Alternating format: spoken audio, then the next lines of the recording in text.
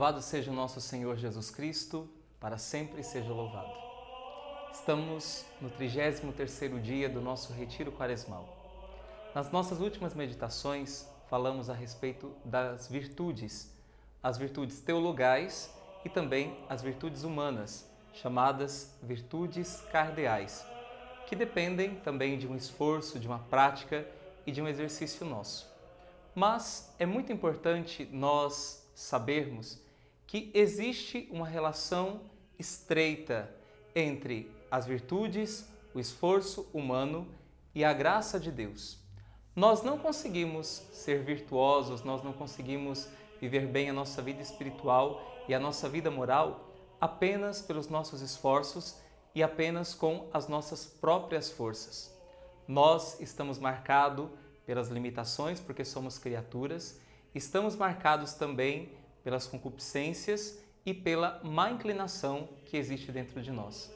Somos fracos tantas vezes, somos limitados e precisamos admitir isso para poder crescer na vida espiritual e na vida moral. E se esta é a nossa condição, é certo de que nós necessitamos da graça de Deus. Por isso, além do esforço humano, é preciso que nós, na vida moral, na prática das virtudes, nós recorramos a Deus pedindo a sua graça para que infunda em nossas almas as virtudes que nós aspiramos. Santo Inácio de Loyola, ele dizia que nós devemos fazer todas as coisas como se tudo dependesse de nós, todo o nosso esforço, com todo o nosso coração, mas também dependermos de Deus como se tudo dependesse dele. É assim que nós devemos agir, contar com a graça divina que atua sobre a nossa natureza humana e coroa os nossos esforços. Para conseguirmos um equilíbrio moral e um equilíbrio espiritual, é imprescindível que nós recorramos à graça de Deus. Nem sempre saber o que nós devemos fazer é suficiente para que nós sejamos virtuosos e pratiquemos aquilo que deve ser praticado. Nem sempre querer corresponder à vontade de Deus, corresponder àquilo que é o bem e a verdade, é o suficiente para que vivamos retamente.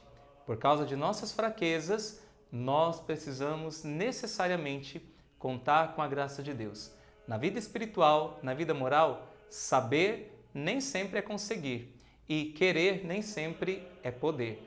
Nós somos necessitados de um poder maior, de uma força maior, que é a força do alto. E para isso nós precisamos recorrer a Deus através principalmente da oração. Porque nós somos chamados a evitar um grande erro que se abateu na igreja no início do cristianismo através de uma heresia chamada pelagianismo.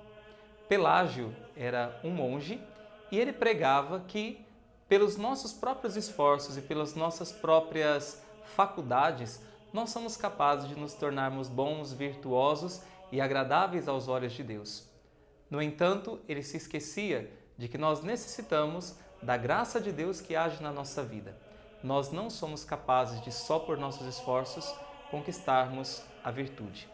É por isso que Santo Afonso Maria de Ligório, ele escreve um livrinho chamado A Oração, onde ele vai dizer, ele vai cantar as excelências da oração cristã.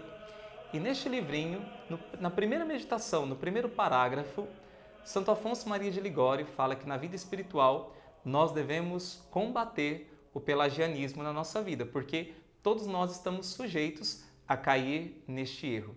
Santo Afonso diz o seguinte: erram os pelagianos, dizendo que a oração não é necessária para se conseguir a salvação.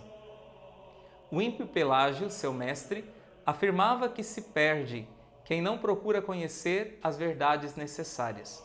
Mas como disse Santo Agostinho, Pelágio falava de tudo, menos da oração, a qual, conforme sustentava e ensinava o mesmo santo, é o único meio para adquirir a ciência dos santos.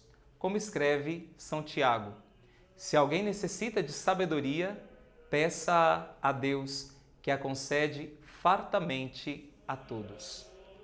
Então, nós podemos ver que não basta o nosso esforço para sermos virtuosos. precisamos da graça de Deus para praticarmos as virtudes e precisamos da graça de Deus também para vencer as tentações que muitas vezes se abatem sobre nós. A oração, nos diz Santo Afonso Maria de Ligório, é o meio necessário, isso é importantíssimo. A oração é o meio necessário e certo para alcançarmos todas as graças para a nossa salvação. Através da oração, nós conseguimos o auxílio de Deus para que nós possamos ser salvos e alcançar a vida eterna. E ele diz mais: sem a oração, segundo a providência ordinária de Deus, serão inúteis todas as meditações, todos os propósitos e todas as promessas. Se não rezarmos, seremos infiéis a todas as luzes recebidas e a todas as nossas promessas. A razão é a seguinte: para fazer atualmente o bem, para vencer as tentações e praticar a virtude, numa palavra, para observar inteiramente todos os preceitos divinos, não bastam as luzes recebidas anteriormente, nem as meditações e os propósitos que fizemos. É necessário ainda o auxílio de Deus, e este auxílio atual, Deus não o concede senão a quem reza, e reza com perseverança. As luzes recebidas, as considerações e os bons propósitos que fazemos servem para que rezemos nas ocasiões iminentes de desobedecer à lei divina e assim possamos obter o socorro divino que nos conservará incólumes do pecado. Sem isto, sucumbiremos. Em outras palavras, o que Santo Afonso está dizendo aqui é que nós, pelo nosso batismo, nós recebemos uma graça chamada graça santificante. Esta graça, ela infundiu nas nossas almas as virtudes cardeais e ela nos deu as disposições para correspondermos à vontade de Deus. Mas não basta a graça santificante. Nós precisamos de uma outra espécie de graça, que em teologia espiritual se chama graça atual. A graça atual é aquela que nós conseguimos por meio da oração. É Deus agindo na nossa vida, naquele momento exato, naquela situação exata, naquela tentação exata na qual nós nos deparamos. Então, por isso, a oração ela é fundamental para atualizar a graça de Deus em nós. Se não rezamos, a graça fica como que escondida ou ela fica oculta em nós. Então, nós precisamos rezar, precisamos recorrer a Deus para que nós possamos conseguir os auxílios dele para o momento exato e para também vencermos as tentações que se abatem sobre nós. É por isso que nós devemos reconhecer aquilo que Jesus nos diz no Evangelho: sem mim nada podeis fazer. Nós precisamos ser humildes para reconhecer que necessitamos da graça de Deus. E aqui um exemplo luminoso disso para nós é São Paulo. Na segunda carta aos Coríntios, ele faz um relato autobiográfico. Ele diz que ele tinha como que um espinho na carne, que era uma dificuldade que ele tinha. Nós não sabemos se era uma tentação, se era uma doença, se era alguma dificuldade física que ele tinha, nós não sabemos o que é. Mas ele fala que ele tinha esse espinho na carne. E esse espinho na carne, Deus deixou que permanecesse com ele para que ele não se tornasse soberbo, porque também ele tinha recebido muitas graças de Deus. Então, para que ele não se ensoberbecesse, Deus concedeu e permitiu que esse espinho na carne permanecesse com ele. Ele disse: 3 vezes eu roguei a Deus que me tirasse isso. E Deus me respondeu: basta-te a minha graça, porque é na tua fraqueza que se manifesta toda a minha força. Então São Paulo reconheceu, dizendo: é quando sou fraco que me sinto forte. De fato, devemos reconhecer que somos fracos e nesta fraqueza pedir a graça de Deus, sermos humildes, para que a graça de Deus nos levante, atue em nós e nos fortaleça na nossa caminhada.